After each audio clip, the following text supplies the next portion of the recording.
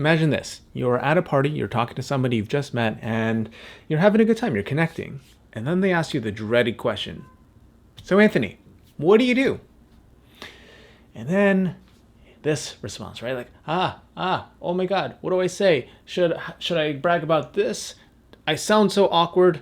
Oh my God. And then it takes all the self-control to not just lock yourself in the bathroom and hide there for the rest of the evening. And, you know, before we talk about how to navigate it, we first have to understand, why does it happen? And how does it exist? And how does it make things so difficult for us?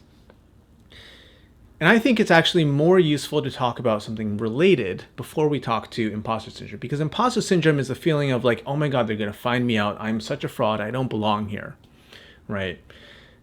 And there's something related that happens before, which I call proximity syndrome. And that's when you have the experience of being too close to your own innate talents and skills that you don't see them, right? So it's kind of like seeing a fish breathing water.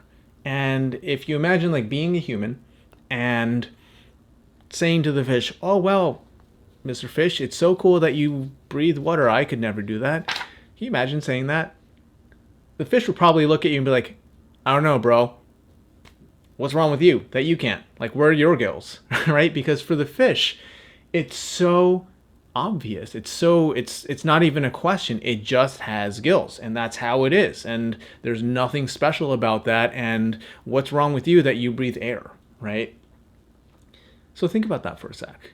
And imagine, you know, how many times have you gotten feedback for something where somebody told you that, like, oh, hey, the way you do this is really cool. And you just kind of go, no big whoop.